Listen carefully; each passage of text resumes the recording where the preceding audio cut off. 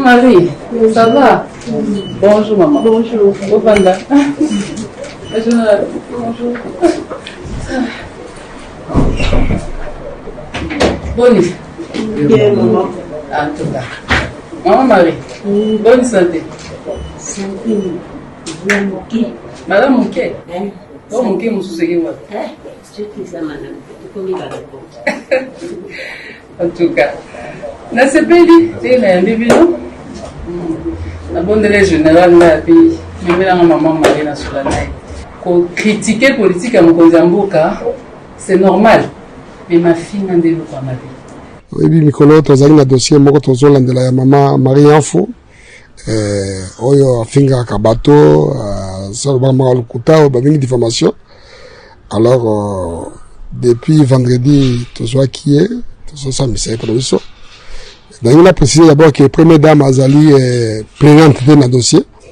Et maman a ça qui va m'accompagner au boye, beaucoup finir battre belé. Alors police Azali na mitindo, où ils en ont beaucoup. Il y a que l'ande la moto ça ça la mabe. Ils ont c'est un plaignant zalate d'office de construire. Ils ont mis ça en ambition. Donc ça va répondre que l'ande la bateau à charge ou à décharge.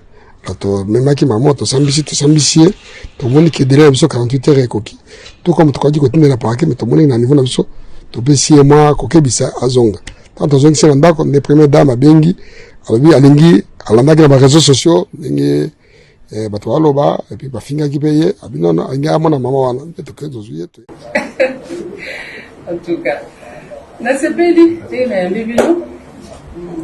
La bonne délai général là puis même la maman Marie na sur la naï. Ko critiquer politique à Mkozamboka, c'est normal. Mais ma fille n'a pas ma vie. Oui, Mikolo, tu as un dossier moko tozola de la maman Marie Info. Oyo afinga kabato, salba malukuta, babingi diffamation. Alors depuis vendredi. Maman Denise apeki singai na news oyo ngana salaki amoni yango mabe kasi lokola aza mama première dame aza mama asambelaka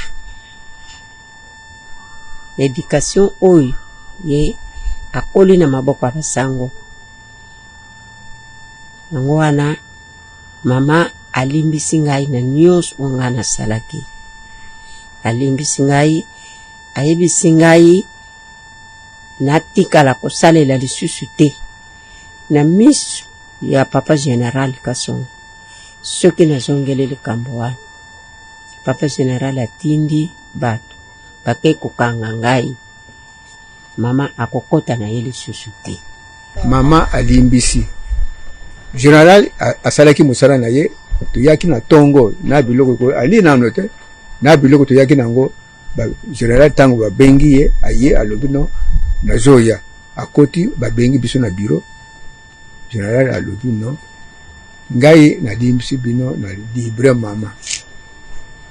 mama mais il faut to bokende babengi ye lisusu bozo mama na mobali na ye na mwana ayawa ya mwana général akei azwi biso nde toyawa mama alimbisi biso général asalaki mosala na ye alibilaki biso nde toyawa mama aso condamné ngai na mwana topesaka ye nzela te ngai nakotaka makambo ya politiki te akokota lisusu makambo wana te mais mama atika banzela wana ya kosala politiki ya kofinga bato politiki eza problème te exe politiki te ya kofinga bato makambo ya kofinga atika.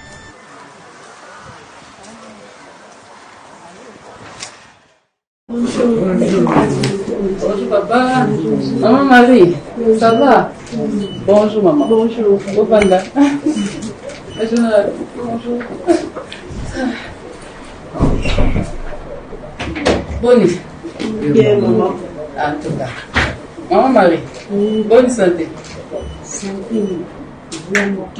Madame Mouké. Oh Mouké Moussoussé what? En tout cas. Na sepeli, tu es un bébé non? La bonne délai général là puis même la maman Marie na sur la naï. critiquer politique ya mokonzi ya mboka c'est normal, mais ma fille n'a nde eloko ya mabe.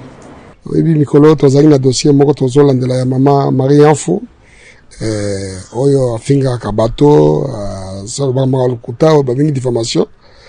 Alors depuis vendredi tozwaki ye tozosambisa ye mpona biso. Nalingi na préciser d'abord que première dame azali plaignante te na dossier. Mama asalaki bamakambo ebele oyo boyebi kofinga bato ebele. Alors police ezali na mitindo oyo eza na buku ya kolandela moto nyonso akosala mabe. Ezosenga plaignant azala te d'office to construire. Eza misala na biso. Tozala mpona kolandela bato à charge ou à décharge.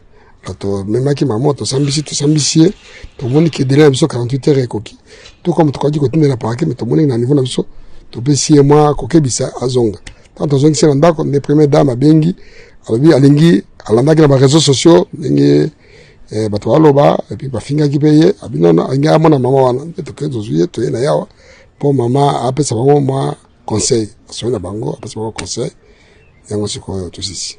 Mama Denise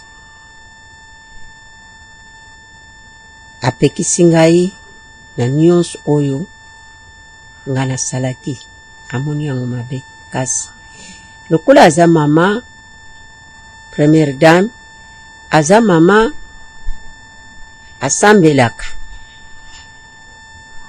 l'éducation oyo ye